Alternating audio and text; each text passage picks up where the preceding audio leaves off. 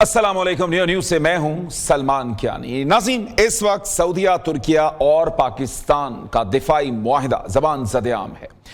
पाकिस्तान ने यकीनी तौर पर एक बहुत बड़ा कदम उठाया है, वो कदम कि जिसमें यकीनन बहुत से ऐसे ममालिक कि जो इस वक्त हसरत भरी निगाह से पाकिस्तान को देखते हैं। पाकिस्तान ने अपने दिफा को मजबूत करते हुए न सिर्फ एक बैलेंस मेंटेन करने की कोशिश की है, बल्कि दुनिया को यह बावर भी करवाया है कि पाकिस्तान न सिर्फ अमन का दाई है, लेकिन जहां जहां पर कहीं पर जाहरियत होगी, खासतौर पर वो ममालिक के जो पाकिस्तान के साथ जुड़े हैं, तो पाकिस्तान यकीनी तौर पर उन मुस्लिम ममालिक के साथ खड़ा होगा। जहां पर यह मुआहिदा इसकी पज़ेराई की जा रही है, वहां पर बहुत से ऐसे अवामिल भी नजर आते हैं। खासतौर पर भारत की बात की जाए तो भारत इस वक्त बड़ी परेशानी में मुब्तला है। भारत की जानिब से जो खबरें सामने आई हैं, खासतौर पर इस भारत ने पाकिस्तान के इस वक्त के इस मुआहिदे को जिस निगाह से देखा है, उसमें खास तौर पर इंपॉर्टेंट यही है कि पाकिस्तान किस तरह से एक लेटेस्ट टेक्नोलॉजी को, जो कि खास तौर पर तुर्किया के पास है, और वो असर रसूख जो कि सऊदी अरब के पास है, उसको साथ मिलाकर एक बड़ी ताकत बनता जा रहा है। और इसके साथ साथ अगर हम देखते हैं ईरान का यह तनाज़ा भी, जहां पर ईरान के हवाले से भी बहुत सी ऐसी बातें सामने आती हैं कि जहां पर पाकिस्तान ने भी यह क्लियर किया कि यह मुआहिदा किसी भी मुस्लिम मुल्क के खिलाफ नहीं या किसी स्पेसिफिक ताकत के खिलाफ नहीं, बल्कि यह मुआहिदा ये खास तौर पर इन ममालिक के लिए है जिनमें पाकिस्तान, सऊदीया और तुर्किया शामिल हैं, और जिसमें मजीद ममालिक भी शामिल हो सकते हैं। किसी पर कोई कदगन नहीं है। आज इसी तमाम सिलसिले के ऊपर बात करनी है हमने, और हमारे साथ इसमें मौजूद होंगे खुर्शीद कसूरी साहब, साबिक वजीर खारजा। यकीनी तौर पर उनकी एक बेहतरीन नज़र इस वक्त बैनुल अक़वामी हालात के ऊपर एक बेहतरीन तज्ज़िया देते हैं, एक बेहतरीन खबर भी देते हैं। उन्हीं के साथ आज का ये प्रोग्राम का आगाज करेंगे। तो सबसे पहले शुक्रिया अदा करना चाहूंगा खुर्शीद कसूरी साहब का। बहुत शुक्रिया सर, आपके वक्त का, आपने अपने कीमती वक्त में से वक्त निकाला। और या आज के इस मुआहिदे के हवाले से अगर हम गुफ्तगू करें तो सर, आप क्या देखते हैं कि सऊदीया, तुर्किया और पाकिस्तान का जो दिफाई मुआहिदा है, ये किस तरह से अमन व इस्तेहकाम की जानिब एक बेहतरीन कदम हो सकता है, और ख़ास तौर पर क्या ये एक मुस्लिम नेटो जो है वो वजूद में आने जा रही है? जी हाँ, इसके मैं दोनों के अलग-अलग जवाब दूंगा। पहली चीज़ तो यह है कि ये इस वक्त क्यों हुआ। सिचुएशन वाज़े है। यहाँ 1974 से जब से सऊदी अरब के साथ अमेरिका का अकॉर्ड हुआ था कि वो पेट्रो डॉलर्स में प्राइस ली जाएगी ऑयल की, और वो इन रिटर्न प्रोटेक्शन देंगे सऊदी अरब को, और बाद में उसी नौइयत के मुआहिदे उनके दीगर खलीजी ममालिक के साथ हो गए थे। लेकिन इस जंग ने बिल्कुल वाज़े कर दी, और इससे पहले होने वाली जंगों ने एक और चीज़ वाज़े किया कि अमेरिका चाहे भी तो न्यूट्रल नहीं हो सकता, क्योंकि उसका पब्लिक ओपिनियन उसको इजराइल की तरफ धकेलता है। ये चीज़ भी सब पे वाज़े हो गई। ये जो अब की जंग हुई है, इससे दो तीन चीज़ें वाज़े कर दी। एक ये कि जो उनके अड्डे थे वो अपने आप को नहीं प्रोटेक्ट कर सके, तो मसलन जो कतर में अड्डा था उस पर इतने हमले हुए कि वहाँ से उन्होंने ट्रुप्स विड्रॉ किए, जॉर्डन चले गए, वहाँ जॉर्डन पे हमले हुए तो वहाँ से इजराइल चले गए। तो एक चीज़ क्लियर हो गई है सारे खलीजी ममालिक में, बल्कि पूरी दुनिया में, कि जो नए हथियार आ गए हैं वो सिर्फ ड्रोन्स नहीं हैं, ड्रोन्स के अलावा और लॉइटरिंग मिनिशंस हैं मुख्तलिफ किस्म की। उसे जंग की सारी सूरत हाल बदल कर रख दी है। ये कोई डाउट ही नहीं कि अमेरिका सबसे बड़ी ताकत है जंगी, जिस किस्म के उसके पास जहाज़ हैं, एयरक्राफ्ट कैरियर्स, वो। लेकिन उस किस्म की जंग तो अमेरिका लड़ नहीं रहा था ईरान के साथ, ना ईरान लड़ने को तैयार था। ईरान ने तैयारी की हुई थी असिमेट्रिकल वॉरफेयर की, उनको पता था कि किस किस्म के हमले होंगे। और वो हैरानी है कि सारी दुनिया में ये कमेंट हुआ करता था, मैं पढ़ा करता था कि अगर ईरान पे हमला हुआ तो मुमकिन तौर पर वो खलीज को बंद कर देगा, स्ट्रेट ऑफ हॉर्मूज को बंद कर देगा। यानी ये अमेरिकन भी कह रहे थे, और अमेरिकन अब भी याद करा रहे हैं। अगर हर एक को इस बात का इल्म था तो क्यों नहीं समझा गया कि इस वॉर में कोई ऐसा तरीका नहीं, उनके एयरक्राफ्ट कैरियर्स ये काम नहीं कर सकते। नंबर 2, दाद देनी पड़ेगी ईरान को कि उसने ऐसी ज़बरदस्त तैयारी की थी, उसको पता था कि हमले होंगे उन पे, हमले तो इसलिए उनकी लीडरशिप ही वाइप आउट कर दी, उनका रहबर को शहीद कर दिया गया, उनकी कोई 25-30 हज़ार बिल्डिंग्स तबाह कर दी गई, 25 साल उनका इंफ्रास्ट्रक्चर पीछे धकेल दिया गया। लेकिन वो उसके लिए वहाँ की हुकूमत तैयार थी। उन्होंने तैयारी ये की थी कि ज़्यादातर अपने जो ये मिसाइल्स और इनके जो ड्रोन्स की मैन्युफैक्चरिंग है अंडरग्राउंड ले गए थे।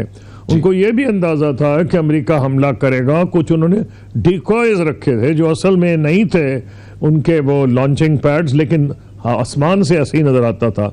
जब इतनी ज़बरदस्त तैयारी थी, अमेरिका ने सारे जोर लगा लिए कि वो उनको नहीं सरेंडर करने पे मजबूर कर सका, क्योंकि प्रेसिडेंट ट्रम्प शुरू में कहते थे कि सरेंडर करो। अब पोजीशन यह है कि पाकिस्तान ने एक बहुत इंपॉर्टेंट रोल अदा किया ईरान और पाकिस्तान की, ये ईरान और अमेरिका की जंग रुकवाने के सिलसिले में। पूरी पाकिस्तानी कौम हुकूमत के पीछे थी और हम सारा मुल्क खुश था कि ईरान एक बरादर मुल्क है, उस पर हमला हो रहा है, तो उसमें पाकिस्तान ने अपना रोल अदा किया। ये ऐसा रोल है जो माजी में, शुक्र है जंग तो नहीं इस नौयत की हुई, जब मैं फॉरेन मिनिस्टर था तो मैं भी मैसेजेस मेरे जरिए ही जाया करती थी अमेरिका और ईरान की आपस में, इंक्लूडिंग ईरानियन न्यूक्लियर प्रोग्राम के ऊपर। तो अब वो तो हमने रोल अदा किया, लेकिन जब ये क्लियर हुआ कि अमेरिका का जो सिक्योरिटी आर्किटेक्चर था अब वो नहीं प्रोवाइड कर सकता सिक्योरिटी, और ख़ास तौर पे एक ऐसा मुल्क इजराइल जो डिक्लेयर्ड है, वो कहता है कि मुझे तो ग्रेटर इजराइल चाहिए। ग्रेटर इजराइल का मतलब है जो मौजूदा ममालिक हैं खलीज के और जो करीब ममालिक हैं जिनकी सरहदें मिलती हैं, इराक, शाम वगैरह और सऊदी अरब के भी कुछ हिस्से, वो तो नज़रें गाड़े बैठा था इजराइल वहाँ। और अब वो ये कहता फिर रहा था कि हमें को रोकने वाला ही नहीं। इस हद तक के अमेरिकन एम्बेसडर जो थे बेस्ड इन इजराइल, अमेरिका के सफ़ीर थे, और उन्होंने कहा ये तो इनका बिब्लिकल राइट है, ये चाहें तो कब्जा कर लें। तो ये जो पॉलिसीज इजराइल की थी, फिर वो जब चाहता था चढ़ दौड़ता था, कब्जा कर लेता था, नए बॉर्डर्स बना देता था, शाम की टेरिटरी पे कब्जा कर लिया, लबनान की टेरिटरी पे कब्जा कर लिया, ये इस गाजा में तबाही मचा दी, जेनोसाइड की, रोकने वाला कोई नहीं था। तो इस बात क्लियर हो गई कि इजराइल की जो डिक्लेयर्ड इंटेंशंस हैं वो कभी सिक्योरिटी इस असम्पशन पे नहीं होती कि जी नहीं ये मफरूज़ तो इजराइल वैसे ही कहा जा रहा है नहीं करेगा, नहीं। तो एक सोचा गया बड़ी देर कि अमेरिका जा रहा है, अमेरिका होता भी तो इजराइल को कंट्रोल नहीं कर सकता था, और अब तो अमेरिका है ही नहीं। और अमेरिका कहता है हमने तो अपने नहीं करना, ना यहाँ करना है, ना यूरोप में करना है, ना कोरिया जापान में करना है, हमने तो खर्चे कम करने हैं। तो उन्होंने डिक्लेयर्ड पॉलिसी कर दी। तो बड़ा ये एक काबिल फ़हम बात है कि इस इलाके के जो ममालिक हैं उन्होंने फ़ैसला किया कि जनाब हम इकट्ठे होकर सिक्योरिटी आर्किटेक्चर बनाएंगे। अब बड़ी चहमगोइयाँ पैदा हो गई कि ये एंटी इजराइल अलायंस है या एंटी ईरान अलायंस है। तो मैं एक चीज़ बिल्कुल क्लियर करना चाहता हूँ कि ये जब जंग हो रही थी तो पूरी पाकिस्तानी कौम की जो हिमायत थी वो ईरान के साथ थी, इसमें कोई दो राय है नहीं। नंबर दो, किसी ने शिया सुन्नी की परवाह नहीं की। ये था कि और गवर्नमेंट की पॉलिसी पॉपुलर भी इसलिए थी कि ईरान पे जो एक नाजायज़ जंग थोपी गई थी उसको रुकवाने की पाकिस्तान की हुकूमत कोशिश कर रही थी। फिर मैं याद कराना चाहूँगा, इससे पहले हमारे दो अजीज़ ममालिक सऊदी अरब और यूएई लोग भूल जाते हैं, उनकी तरफ जंग का ऐलान किया गया यमन पे, तो पाकिस्तान ने सपोर्ट नहीं की, हालांकि पाकिस्तान को उसकी कीमत अदा करनी पड़ी।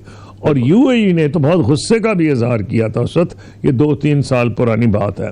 तो पाकिस्तान का पब्लिक ओपिनियन ये नहीं बर्दाश्त करता कि यहाँ बैनुल मुस्लिमीन इत्तेहाद हो, वो सपोर्ट करेंगे, लेकिन जहाँ बैनुल मुस्लिमीन नफाक की बात आए तो वो सपोर्ट नहीं करेंगे। पाकिस्तान की कोई भी हुकूमत, सिविल हो, मिलिट्री हो, किसी नौयत की भी हो, अब आ जाते हैं कि हम फिर करें क्या। अब पोजीशन ये आ गई है कि हमारे डिफेंस अलायंस है सऊदी अरब से, और हमने ऐलान किया और ईरान के दोस्तों भाइयों को बताया कि हमारा है, तो प्लीज़ हमले ना होने दें यमन से, क्योंकि समझा ये जा रहा है कि हूतीज जो हैं उनके कहने पे करते हैं। अब ठीक। ये तो मैं समझ ही नहीं सकता कि ईरान जो है खुदा न खास्ता सऊदी अरब पे हमला कर देगा, ये तो लेकिन जो एतराज़ किया जा रहा है वो ये है कि जो बाबुल मंदब है वहाँ हूतीस कह रहे हैं हम वहाँ से जहाज़रानी नहीं होने देंगे। अब प्रॉब्लम आ गया पाकिस्तान जैसे मुल्कों के लिए, अगर हमारा अलायंस ना भी हो सऊदी अरब के साथ या तुर्की के साथ, हमारे यहाँ तो भूख बढ़ रही है, हम तो अफोर्ड ही नहीं कर सकते जिस हिसाब से कीमतें बढ़ रही हैं। नंबर 2, 50 लाख पाकिस्तानी रोजगार कमा रहे हैं, वो शिया हो या सुन्नी हो, वो ईरान के सपोर्टर हो या ना हो, वो सब के सब 5 मिलियन से ज़्यादा 6 मिलियन लोग रोजगार कमा रहे हैं, वो घर आ जाएंगे। अगर यहाँ जंग बंद ना हुई तो मैं अगर फॉरेन मिनिस्टर हूँ, और मुझे शक नहीं कि गवर्नमेंट पाकिस्तान ये कर रही है, मैं तो प्राइवेटली ईरान के पास जाता और कहता भाइयों आप ये करें कि हम अपने आपके साथ हम बिल्कुल खड़े हैं, लेकिन ये नहीं है कि हमारी मईशत धड़ाम पे गिर जाए। सऊदी अरब से हमारे पुराने ताल्लुकात हैं, अगर हमारा बैलेंस ऑफ पेमेंट का प्रॉब्लम हो तो आता कौन है? चीन, सऊदी अरब, यूएई, पहले तो यही आते थे ना, यूएई ने रिसेंटली विड्रॉ किया है। तो ईरान को ये चीज बावर कराई जा सकती है कि ये जो लोग ऐलानात कर रहे हैं जानबूझ के फूट डालने के लिए कि ये मुमकिन तौर पर ईरान के खिलाफ इत्तेहाद है, ऐसी कोई चीज नहीं। ये सिक्योरिटी अलायंस है, सिक्योरिटी का फायदा क्या है? डिफेंसिव अलायंस है। डिफेंसिव अलायंस का मतलब क्या होता है कि जितने मुमकिन हमलावर हों, मेरे जहन में let's say I will be open कि एक इजराइल का खतरा या पाकिस्तान को हमेशा, क्योंकि प्राइम मिनिस्टर इन इंडिया ने ऐलान किया है, हालांकि मैं तो भारत से अमन का ख्वाह हूँ, मैंने तो उसमें किताब भी लिखी, मैं एक और मजीद लिख रहा हूँ, लेकिन अगर भारत ये हम पे जंग इम्पोज करे, उन्होंने ये कहा है कि ऑपरेशन सिंदूर बंद नहीं हुई, पॉज है, यानी कि उसमें थोड़ा सा एक तात्तुल आया है, तो हमारा पूरा राइट है कि हम अपने आप को प्रोटेक्ट करें। तुर्की ने हमारी टोटल सपोर्ट किया, अज़रबैजान ने, जिसमें हम उनके बहुत हमारा पाकिस्तानी अवाम ने इस चीज़ को बहुत पसंद किया। जिस तरह ईरान के अपने मसाइल थे, पाकिस्तान के अपने मसाइल हैं, तो मेरा ख्याल ही नहीं है कि ये चीज़ जो है ईरान को ऑन बोर्ड नहीं ली गई होगी, नंबर 1। नंबर 2, आपको याद दिलाना चाहता हूँ कि आज से कोई 3 हफ्ते या 4 हफ्ते पहले पाकिस्तान की गवर्नमेंट ने अलग ऐलान कह दिया था कि सऊदी अरब हमारा इत्तेहादी है क्योंकि हमारा पहले से हुआ है। तो ईरान ही को कहा था ना कि भाई याद रखें हमारा है, और ये प्राइवेटली भी कहा होगा, क्या ईरान को नहीं पता? फिर ईरान के वजीर, उनके कैबिनेट मिनिस्टर शायद ट्रांसपोर्ट के इंचार्ज हैं, वो 3 दिन कबल आए हुए थे। ये जो मक्का का मुआहदा हुआ है इससे 3 दिन कबल आए थे पाकिस्तान। ये तो नहीं, बल्कि ऐलान तो ये किया जा रहा था 2 महीने से कि पाकिस्तान, तुर्की, मिस्र, कतर, सऊदी अरब, ये 5 मुल्कों के नाम लिए जा रहे थे। तो श्योरली ईरान को इल्म था, कोई धक्का तो नहीं आया, कोई सेटबैक तो नहीं, कोई सरप्राइज तो नहीं। They should have anticipated that कि भाई ये हो रहा है, उनके खिलाफ नहीं। ये जो खला आएगा और खला को बुनियादी कोशिश करेगा इजराइल उसको पुर करने की, ये इसलिए किया जा रहा है। मेरी तो एक और ख्वाहिश है अगर मैं मिनिस्टर हूँ टुडे, मेरी तो ये ख्वाहिश है कि ईरान को आहिस्ता आहिस्ता, अभी तो इट्स टू अर्ली, एक दूसरे पे हमले किए जा रहे हैं, ईरान की टेरिटरी से हर खलीजी मुल्क पे हमला किया जा रहा है। मैं तो चाहूँगा कि एक सिक्योरिटी आर्किटेक्चर लोकली बनाया जाए। 2 तरफ है ना, एक तरफ खलीज के मारे, एक तरफ ईरान है, स्ट्रेट ऑफ हरमुज के। तो मैं तो ये चाहूँगा अल्टीमेटली ईरान को भी इसमें लाया जाए ताकि इस इलाके में अमन हो, तरक्की होगी। लेकिन ये हो नहीं सकता कि अगर जहाज़ जो हैं सऊदी अरब के जाएं, हमारे जाएं, किसी के जाएं, और हूती कहें हम बंद कर देंगे बाबुल बंद। भाई झगड़ा आपका अमेरिका से है तो हम पे क्यों गुस्सा निकाल रहे हैं? ये तो हक बजानिब है पाकिस्तान कहने में, और पाकिस्तान ईरान से ये कह रहा होगा, मैंने तो ईरान से भी डील किया है और मैं ईरान से बात किया करता था। ईरानी बड़ी पुरानी सिविलाइजेशनल स्टेट है, हमारे उनके बड़े पुराने ताल्लुकात हैं, मजहबी, लिंग्विस्टिकली, ज़बान के हिसाब से भी। हमारे जो बड़े बड़े पोइट्स हैं, गालिब, इकबाल, वो उनके भी बड़े पोइट्स हैं। तो मैं ये समझता हूँ कि ये जो क़यासाराई की जा रही है कि क्या ये ईरान के नहीं, ये ज़रूर है कि अगर कोई और कुव्वत, चाहे हूती हो या कोई और हो, वो हमलावर होंगे तो पाकिस्तान को बताना पड़ेगा कि उसका अलायंस है। सऊदी अरब से फ़ायदा क्या होगा? फ़ायदा यह है कि ऐन मुमकिन है कि ईरान अपना रवैया थोड़ा बदले, हूतियों और इनकी तरफ इनको कुछ समझाए कि भाई ये आप ये ना करें, हमारा अपना मसला है। तो मेरी तो ये मुझे पता है कि लोग कह रहे हैं क्या ईरान के खिलाफ है, ये यूएई, जहाँ तक इंडिया का ताल्लुक है, इंडिया ने तो ऐलान किया हुआ है कि जी हमने तो जंग रोकी नहीं, ये तो बिल्कुल ठीक हो गया। तो बिल्कुल ठीक है। यहां पर मुझे एक ब्रेक का कहा जा रहा है, अब हमारे साथ ही रहेंगे और खास तौर पर हम बात करेंगे, आपने भारत का जिक्र किया कि भारत का अब इस मुआहदे के हवाले से क्या मुस्तकबिल होने जा रहा है और उसके साथ साथ अमेरिका का इस मशरिक़ वस्ता में क्या फ्यूचर रह गया है, उसी पर बात करेंगे, लेकिन एक मुख्तसर से ब्रेक के बाद। वेलकम बैक नाज़रीन, प्रोग्राम के सिलसिले को आगे बढ़ाएंगे। आज हम बात कर रहे हैं सऊदीया, तुर्किया और पाकिस्तान के दिफाई मुआहदे के हवाले से और इसके लिए हमारे साथ मौजूद हैं खुर्शीद कसूरी साहब। अच्छा कसूरी साहब, एक और जो चीज़ हम देखते हैं कि जब इस दिफाई मुआहदे की बात करते हैं तो और कौन कौन से ममालिक इस मुआहदे में शामिल हो सकते हैं, और अगर हम भारत की बात करें तो यकीनी तौर पर भारत को तो एक बड़ी प्रॉब्लम है इस मुआहदे के हवाले से। तो अगर हम सऊदी अरब की सूरत देखें कि अगर सऊदी अरब पे खुदा ना खास्ता कोई हमला होता है तो पाकिस्तान उनके साथ खड़ा होगा, तो जहां पर सऊदी अरब के और भारत के इतने अच्छे ताल्लुकात हैं, तो अगर पाकिस्तान की तरफ कोई जाहरियत करता है भारत, तो क्या सऊदी अरब भी उसी तरह से पाकिस्तान के साथ फिर खड़ा होगा? देखिए जी, पहली बात तो ये बनना चाहे ना चाहे, पहले तो मैं आपको बताना ये कहना चाहता हूँ कि कौन से मुल्क होंगे तो इस खित्ते की सिक्योरिटी टोटली पूरी हो जाएगी। सबसे बड़ी फौज मिस्र की है मिडल ईस्ट के अंदर। हमारी बहुत बड़ी फौज है, मिस्र से बड़ी है लेकिन मानना पड़ेगा 1973 में मिस्र ने जब हमला किया था इसराइल के ऊपर तो लोग भूल चुके हैं, वो फतह उसको मिलने वाली थी, तो लेकिन अमेरिका ने फिर इतनी ज़बरदस्त सपोर्ट की इसराइल की 24/7 वो एयर कॉरिडोर के ज़रिए इतने हथियार भेजे और अल्टीमेटली इजिप्ट को कंपेल कर दिया कि कैंप डेविड अकॉर्ड हो गया। तो मिस्र की बड़ी फौज है, उसका बॉर्डर मिलता है इजराइल की तरफ। तो अगर इजिप्ट, अगर नॉर्थ में इजिप्ट हो, इस साइड पे नॉर्थ में तुर्की है, एक साइड पे इजिप्ट है, नीचे पाकिस्तान है, तो इससे बड़ी सिक्योरिटी गारंटी इस इलाके में इजराइल के एक्सपेंशनिज्म के लिए कोई नहीं हो सकती। पाकिस्तान ने ये तो नहीं कहा कि इजराइल को ख़त्म कर देना चाहिए, पाकिस्तान की किसी हुकूमत ने नहीं कहा। हमने कहा कि 2 स्टेट सोल्यूशन, और ये क्राउन प्रिंस अब्दुल्ला का था प्लान, उसे कहा जाता था लैंड फॉर पीस। और आपको याद होगा कि मेरी खुद मुलाकात हुई थी deputy prime minister of Israel के जो फॉरेन मिनिस्टर भी थे तुर्की में, प्रेसिडेंट अर्दोआन ने कराई थी। उस जमाने प्रेसिडेंट अर्दोआन के बहुत अच्छे ताल्लुकात थे और वो भी, मैं उनको यही कहने गया था, हमें उन्होंने उस वक्त गाजा से विड्रॉ किया था, लोग ये भूल चुके हैं। मैंने मुनासिब, हमारी हुकूमत ने मौका फैसला किया कि इनको कुछ पैगामात मैंने देने थे, वो आज मुनासिब नहीं, आपका टाइम प्रोग्राम ख़त्म हो जाएगा, कि वो पैगाम मैं इनको डायरेक्टली दे दूं जो मैंने दिए थे। उन्होंने बहुत सी हमें तरगीबात दी थी कि जी हमें नैनो टेक्नोलॉजी देंगे, आपका एग्रीकल्चरल सारा सेक्टर ही बदल देंगे, हाई टेक्नोलॉजी देंगे, लेकिन हमारे लिए मुमकिन नहीं था कि अगर वो नहीं मानते 2 स्टेट सोल्यूशन, जिसमें फ़लस्तीन की रियासत जिसका कैपिटल बैतुल मक़दस हो, मैंने वहाँ ऐलान किया था ये बात। तो पॉइंट ये, हम पाकिस्तान छुपाता तो नहीं है, हमने अपनी बात बिल्कुल ओपनली की थी। इंडिया से जब झगड़ा था मैं बात ओपनली उनसे करता था, ओपनली करने से ट्रस्ट होता है। तो मेरा पूरा यकीन है कि हुकूमत पाकिस्तान ने, मैं तो इस फॉरेन मिनिस्टर नहीं हूँ, उन्होंने ज़रूर ईरान को पहले भी बताया होगा, लेकिन पब्लिकली बताया जा रहा था कि जी इसमें तो मिस्र भी आ सकता है, तो कतर भी आ सकता है। ऐन मुमकिन है, आपका सवाल का जवाब देते हुए, कि वो मुल्क बाद में आ जाए।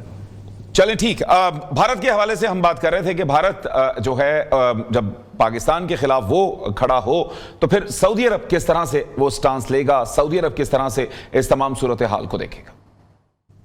खुदा ना करे वो हमसे फौजी एक्सपेक्ट करते हैं। हमारी फौज ने साबित किया है 1947 ऑनवर्ड्स, में से 71 इंक्लूडेड, 71 तो बीचे 1500 मील भारत के आ गए थे, हमारी फौज फंस गई थी, हमारी अपनी सियासी गलतियां भी थी, हम तो उनको सपोर्ट ही नहीं कर सके अपनी फौज को। लेकिन 1971 इंक्लूडेड भारत 2 इंच नहीं बढ़ सका वेस्टर्न बॉर्डर पे। हमारी फौज ने हालांकि साइज में छोटी थी, हमने इत्तेफाक किया। अब तो जो पिछली जंग हुई है, हमने माशाल्लाह जो हमारी कारकर्दगी अब तो सारी दुनिया मान रही है। हमें किसी फौजी की जरूरत नहीं, खुदा ना करे कि वो दिन आए कि हमें किसी से फौज मांगनी पड़े, तो हमारी मदद क्या कर सकता है? बहुत कुछ। ये देखें टेक्नोलॉजिकल कोऑपरेशन है, उसमें तुर्की की बड़ी एडवांस्ड डिफेंस इंडस्ट्री है। सऊदी अरब ने बहुत तरक्की की है आर्टिफिशियल इंटेलिजेंस में भी, और दौलत से मालामाल है। और अगर जॉइंट कोऑपरेशन हो, जॉइंट एक्सरसाइजेज हो, तो पाकिस्तान को की फौज और मजबूत हो जाएगी। मेरी ख्वाहिश होगी जब ये इस किस्म की डेवलपमेंट्स होती हैं तो आम जो गरीब आदमी है वो देखता है मेरा क्या भलेगा। मैं तो ये इस चीज का मुतमन्नी हूं कि यहां सिक्योरिटी हो। हिंदुस्तान और अफगानिस्तान के बॉर्डर पे भी आज का मौजू नहीं है, मेरी अगली किताब का वो मौजू होगा। असली डेवलपमेंट या तब आएगी जब गरीब को उसका फायदा हो, और वो तब होगा जो हमारे मुल्क में अमन होगा। और अगर लोगों को ये पता चल जाए कि पाकिस्तान माशाल्लाह इतना मजबूत है कि किसी की मजाल नहीं, भारत या कोई और, कि हम पे हमलावर हो, तो आहिस्ता आहिस्ता अगर हम अंदरूनी तौर पर कुछ सही पॉलिसीज अपनाएंगे तो जो पाकिस्तान का कैपिटल बाहर गया है भाग के, वो पाकिस्तान का कैपिटलिस्ट वापस आएगा। फॉरेन इन्वेस्टमेंट तो तब आएगी ना जब पाकिस्तान का इन्वेस्टर इन्वेस्ट करेगा। तो ये लोग समझते नहीं है कि अगर पाकिस्तान का डिफेंस मजबूत होगा तो ठीक है, हमें कुछ अंदरूनी पॉलिसीज को बदलना पड़ेगा, लेकिन हमारी मईशत बहुत बेहतर हो जाएगी जिसके समरात गरीब आदमी तक पहुंचे। बिल्कुल ठीक। अच्छा सर, एक और जो चीज हमने इस हवाले से देखनी है कि क्या अब अमेरिका का इस खित्ते से निकल जाने का वक्त आ गया, और खास तौर पर ईरान और अमेरिका की जो ये जंग चल रही है, अब इसका मुस्तकबिल आप क्या देखते हैं? ये बदकिस्मती होगी कि अगर प्रेसिडेंट ट्रंप फिर हमला करे ईरान पे, कुछ नहीं हासिल कर सकते। वो तबाही ला सकते हैं और मजीद लोग वो शहीद कर देंगे, उनको कुछ हासिल नहीं होगा। क्यों? कि जंग की नौयत यह है कि इतनी छोटी सी वो है स्ट्रेट ऑफ हॉर्मुज, उन्होंने उसको बुरी तरह माइन भी कर दिया है। उनकी छोटी शिप्स भी उन्होंने ट्रेनिंग की हुई है। कोई एयरक्राफ्ट क्या, ये तो घुस ही नहीं सकता अंदर, वो तो 400-400 मील दूर खड़े हुए हैं, उसके अंदर जो घुसेगा वो तबाह हो जाएगा। तो उन्होंने कोई किसी पे कब्जा नहीं करना, उन्होंने अमेरिका पे हमला नहीं करना, वाशिंगटन पे हमला नहीं करना, उन्होंने तो रोकना है कि इस खलीज पे हमारी दस्तरस हो। अब पॉइंट यह है कि जो स्ट्रेट ऑफ हॉर्मुज है, इसका तो मसला ही नहीं था, तो जंग के बाद खड़ा हो गया। तो सबसे बड़ा वेपन ईरान के हाथ में ये है। जब ताकत आती है तो दूसरी चीज मैं अपने ईरानी भाइयों को ये कहूंगा, उस ताकत का सही इस्तेमाल होना चाहिए। अगर आप ताकत का गलत इस्तेमाल करें तो फिर नुकसान हो जाता है। अभी तक पूरी मुस्लिम दुनिया ईरान के साथ है, पूरी पाकिस्तानी कौम ईरान के साथ है, लेकिन अगर गुर्बत इसके नतीजे में आएगी कि हमारे जहाज आने बंद हो जाएं, हमारे वर्कर्स निकाले जाएं, तो फिर तब्दीली आ सकती है। तो आपके दो जवाब हैं। अमेरिका तो कुछ भी नहीं बिगाड़ सकता अब ईरान का। हाँ, ईरान को अब दानिशमंदी दिखानी पड़ेगी, क्योंकि ईरान में डिवीजन है, ये कुछ भी बात नहीं है। उनकी जो लीडरशिप है, president, foreign minister, foreign office, वो बहुत मुदब्बिर है और वो समझ रहे हैं कि ईरान का वक्त आ गया है सम्राट को समेटने का। लेकिन उनके जो हार्ड लाइनर्स हैं फौज में, जिनको IRGC आप कह सकते हैं, वो इसके लिए अभी तैयार नहीं है। ये फैसला रैबर ने करना है।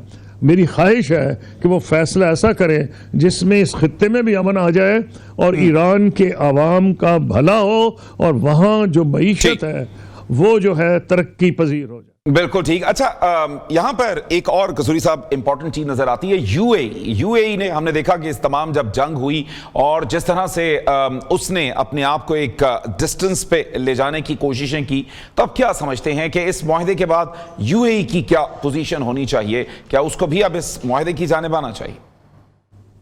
देखिए, मेरा यह ख्याल है कि कई मुल्कों से गलती होती है, वो मानेंगे तो नहीं। They are standing on the wrong side of history. UAE को जो असली ख़तरा है उनको अभी नहीं, उनका ये ख्याल है कि इजराइल जो है वो दूसरों पे हमलावर होगा, लेकिन कमर्शियल जो सेंटर है इस इलाके का वो यूएई है। इजराइल की नज़रें उन पे भी होंगी, लेकिन बहरहाल ये फैसला सॉवरेन गवर्नमेंट है, हमारे वो दोस्त हैं, उन्होंने हमारे बहुत से लोग वहाँ रोज़गार कमा रहे हैं, मेरे तो बहुत अच्छे उनके साथ ताल्लुकात रहे हैं। मुझे अफसोस है कि इस वक्त जो पोजीशन है, मेरी दुआ है, ख्वाहिश है कि यूएई नजरसानी करे। कुछ नहीं मिलेगा उससे इसराइल से, इसराइल को तो अपना कुछ नहीं मिलेगा। अमेरिका वहां से अगर चला गया तो सबसे बड़ा गर्क तो इसराइल ने अपना ये कर लिया है कि अमेरिका उसका इत्तेहादी था। अमेरिका में पब्लिक ओपिनियन डिवाइड हो गया है, रिपब्लिकन्स में भी डिवीजन और डेमोक्रेटिक पार्टी की अक्सरियत खिलाफ हो गई है, यहूदी नौजवान उसके खिलाफ हो गए, यहूदी लिखारी उसके खिलाफ हो गए। It's a matter of time कि Israel will be cut down to size. तो मुझे उम्मीद है कि यूएई ये जल्द रियलाइज कर लेगा। जी ठीक, बहुत शुक्रिया खुर्शीद कसूरी साहब, आपने इस अहम मौजू पर सैर हासिल तज्जिया दिया है, आपने आज हमें वक्त दिया। आपसे मजीद भी हम मुख्तलिफ प्रोग्राम्स में गुफ्तगू करते रहेंगे। तो नाज़रीन, इसके बाद प्रोग्राम के अगले हिस्से में हमने कुछ बात करनी है मीर रजा कत्ल केस के हवाले से, कि जहां पर यूं अब चहमगोइयां शुरू हो चुकी हैं कि शायद किसी को बचाने की कोशिश हो रही है, और ख्वाजा आसिफ साहब का बयान भी इस हवाले से बड़ा इंपॉर्टेंट है, उसी पर बात करेंगे, लेकिन एक मुख्तसर से ब्रेक के बाद। वेलकम बैक नाज़रीन, प्रोग्राम के सिलसिले को आगे बढ़ाएंगे और इस हिस्से में बात करेंगे मीर रजा कत्ल केस के हवाले से, और क्या किसी को बचाने की कोशिशें हो रही हैं, क्योंकि शनाख्त मिटाने के लिए चेहरे पर तेजाब फेंकने की जो इस वक्त इंकशाफात हैं वो भी सामने आए हैं। इसी पर बात करने के लिए हमारे साथ मौजूद हैं AH खानज़ादा साहब, bureau chief Karachi, new news. बहुत शुक्रिया AH खानज़ादा साहब। आप ये बताइएगा कि मीर रजा केस के ऊपर अभी हमने ख्वाजा आसिफ साहब का भी बयान देखा, उन्होंने कहा कि मीर रजा केस साबित हो रहा है पूरा सिस्टम कॉम्प्रोमाइज्ड है। तो आप वहां पर बैठे हैं, आपको भी लगता है कि सब कुछ कॉम्प्रोमाइज्ड है और कुछ बचाने की कोशिश हो रही है? देखें जनाब, हम ये तो नहीं कह सकते कि कौन किसको बचा रहा है और कौन क्या कर रहा है, लेकिन ये बात बिल्कुल ठीक है। यानी यही इस पूरे मामले का जो है अगर नतीजा है तो वो ये है कि पुलिस का तफ्तीशी निज़ाम बिल्कुल फरसूदा है, और पुलिस का तफ्तीशी निज़ाम और उसका अहम जुज़ जो है, जिसको हम तिब्ब शरई कहते हैं या फॉरेंसिक टेक्नोलॉजी कहते हैं या फॉरेंसिक एनालिसिस कहते हैं, वो बिल्कुल फरसूदगी की आला तरीन मिसाल है। मिसाल के तौर पर अब इसमें पुलिस के साथ जो है वो हाथ ये हो गया कि उनकी जहालत और गफलत और नाअहली की बुनियाद पर पुलिस एक तरफ खड़ी हो गई और बाकी लोग दूसरी तरफ खड़े हो गए। चूँकि हमारे यहाँ पुलिस का किरदार ऐसा नहीं है कि लोग उसे ठंडे पेटों बर्दाश्त कर सकें, उस पर भरोसा कम से कम किया जा रहा है। पहले दिन से पुलिस ने ये मौक़िफ़ इख्तियार ही नहीं किया कि ये क्या है। देखिए, मैं आपको अगर आप इजाज़त दे तो मैं थोड़ी सी ये उसूल काफ़ी जो है वो बता दूं कि जब भी कोई शख्स मुर्दा हालत में कहीं मिलता है, वो मालूम हो या नामालूम हो, उसको अस्पताल लाते हैं और मुतल्लिका जगह का मेडिको लीगल ऑफिसर पुलिस के कंट्रोल रूम पर इत्तला देता है और मुतल्लिका थाने को बताता है। मुतल्लिका थाना तहरीर करके देता है कि इस शख्स ये जो मालूम या नामालूम फ़र्द है, इसकी वजह मौत का तयन करके दिया जाए। पुलिस अपने पास से तो ना कुछ कहती है ना कुछ सुनती है। अब अगर पहला पोस्टमार्टम उसका अगर जायजा लें, जो पहला पोस्टमार्टम है उसका पोस्टमार्टम करने की जरूरत है जनाब। पहला पोस्टमार्टम जिस डॉक्टर ने किया वो डॉक्टर कौन है?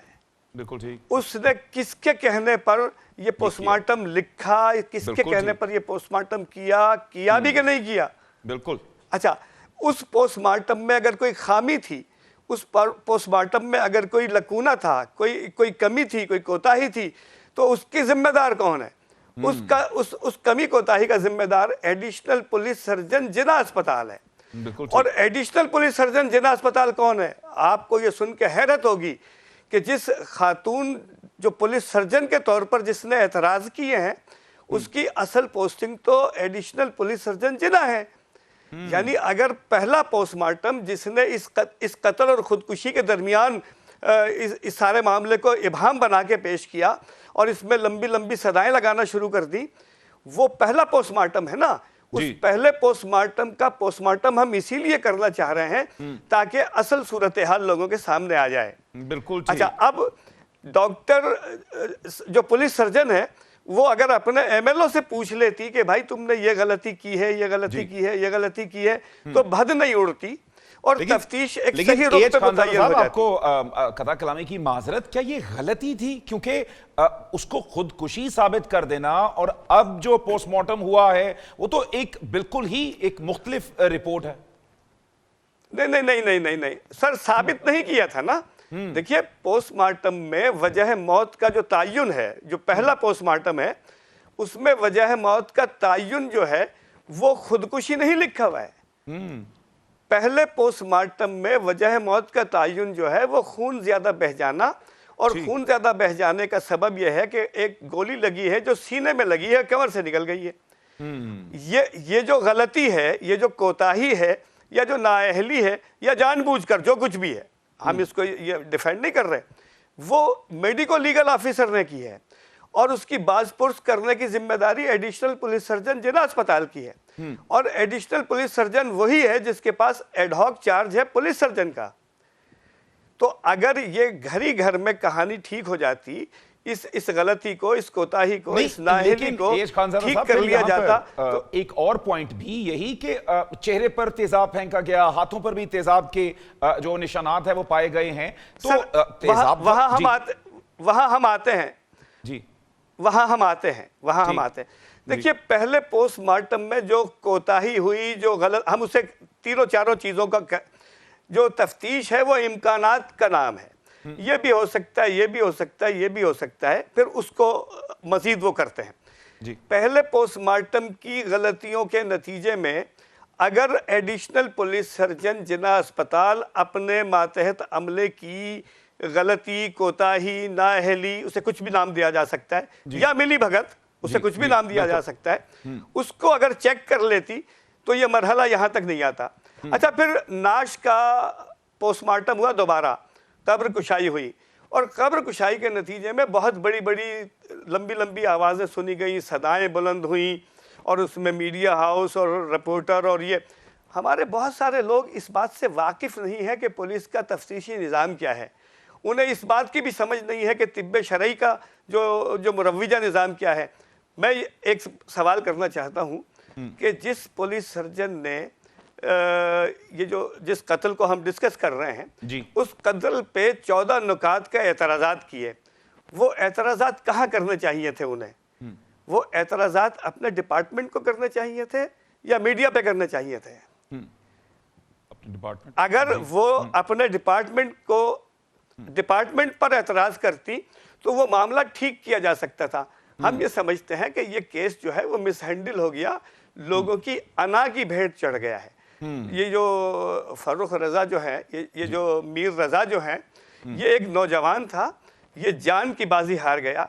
इसके वालिदैन को, इसके बहन भाइयों को, इसके दोस्तों को जो सदमा है वो अपनी जगह है, लेकिन ये पूरा हमारे सिस्टम के मुंह पे तमाचा है, पुलिस के तफ्तीश के निज़ाम पे तमाचा है, तिब्ब शरई के निज़ाम पे तमाचा है। बिल्कुल ठीक। तो क्या अब वरसा जो है वो अब मुतमईन हैं कि अब जिस तरह से मामलात आगे की जानिब बढ़ रहे हैं कि अभी भी उनकी रिजर्वेशंस हैं इस तमाम प्रोसेस के हवाले से?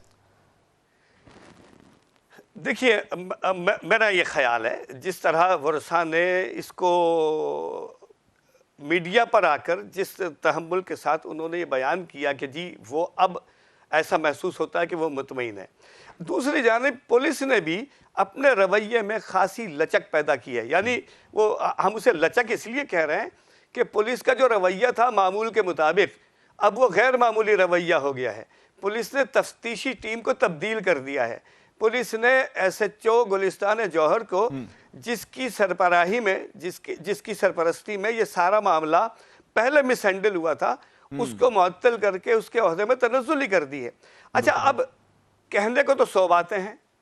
मैं ये बात कहना चाहता हूं कि जो 14, यानी ये जो मीर रजा का पोस्टमार्टम है, ये 329वां पोस्टमार्टम हुआ है जिला अस्पताल में। तो इससे पहले 328 पोस्टमार्टम हो चुके थे। 328 पोस्टमार्टम में क्या उन 14 नुकात का ख्याल रखा गया जो मीर रजा के पोस्टमार्टम पर पुलिस सर्जन ने आके कहा कि जी ये होना चाहिए ठीक। था, ये भाई कत्ल तो कत्ल है ना जी। कत्ल तो अमीर का, गरीब का, मेरा, आपका, बिल्कुल। किसी का भी कत्ल है ना। बिल्कुल, तो जो बिल्कुल। उसूल काफी मीर रजा के मुकदमा कत्ल में बढ़ता जा रहा है, वो 328 में बढ़ता गया कि नहीं बढ़ता गया, बढ़ता ये भी गया, देखने की जरूरत है कि एक मीडिया हाउस ने एक तरफ की बात चलाई, दूसरे मीडिया हाउस ने दूसरी तरफ की बात चलाई, यानी सब अपनी अपनी अना के हिसार में कैद हो गए थे। एक आदमी अपनी बात सच साबित करने के चक्कर में, दूसरे अपनी बात सच साबित करने के चक्कर में, यानी ये जो मीर रजा का कत्ल है, मीर रजा का कत्ल जो है वो हमारे निज़ाम तफ्तीश, हमारे निज़ाम तिब्ब शरई। अब आपको मैं एक और बात बताऊं यहाँ, आप फ़ायदा उठाते हुए, कि देखिए अभी पुलिस ने वो जो नाश कब्र कुशाई के बाद जो पोस्टमार्टम हुआ है और उसके जो नतीजे हैं, उसके नतीजे का पूरा रिजल्ट नहीं आया है, लेकिन उससे एक बात साबित हो गई है कि गोली का जख्म दाखिला जो है वो पुश्त की जानिब से है, और जख्म खारजा जो है यानी एग्जिट वुंड जो है वो सीने की जानिब से है। तो ये तो बईद अज़ कयास है कि खुदकुशी हो सकती है। अब खुदकुशी नहीं है, अब कत्ल है, अब कातिलों की गिरफ्तारी का मरहला बाकी है। इस कत्ल में जिस कदर तहम्मुल का मुजाहरा किया जाएगा, पुलिस को कंपोज होकर काम करने की ज़रूरत है। ये बात भी क़ब्ल वक्त है कि कोई कहता है कि उसको बचा रहे हैं, कोई कहता है कि उसको बचा रहे हैं। जनाब, कातिल कभी भी नहीं बचता। कत्ल जो है वो बरसों के बाद भी जो है वो खून बोलता है ना, खून फिर खून है। बिल्कुल ठीक हो गया A.H. खानज़ादा जी, बिल्कुल ठीक हो गया। यकीनी तौर पर बहुत से अहम पहलू के जिनकी तरफ आपने इशारा किया। आपसे मजीद भी इसी केस के हवाले से आने वाले प्रोग्राम्स में अपडेट्स लेते रहेंगे। लेकिन नाज़रीन, ये एक कत्ल नहीं है। यकीनी तौर पर इससे पहले, जैसा कि A.H. खानज़ादा साहब ने कहा कि 328 पोस्टमार्टम इससे पहले यहां पर हो चुके, उन पर भी अब एक सवालिया निशान आ गया है। पुलिस का निज़ाम, तफ्तीश का निज़ाम और उसके साथ साथ हमारा जो भी फोरेंसिक का निज़ाम है वो इस वक्त कटहरे में खड़ा है। यकीनी तौर पर कत्ल रोज़मर्रा की ज़िंदगी के अंदर भी होते हैं, लोग खुदकुशियां भी करते हैं, लेकिन उनकी तफ्तीश जायज़ तरीके से हो तो इससे ही एक मुआशरे के अंदर अमन आ सकता है, क्योंकि इस एक अच्छी तफ्तीश के नतीजे में ही एक मुल्ज़िम मुजरिम बन जाता है। तो नाज़रीन, एक नए प्रोग्राम के साथ कल फिर हाजिर होंगे। आज के प्रोग्राम से इतना ही। अल्लाह हाफ़िज़।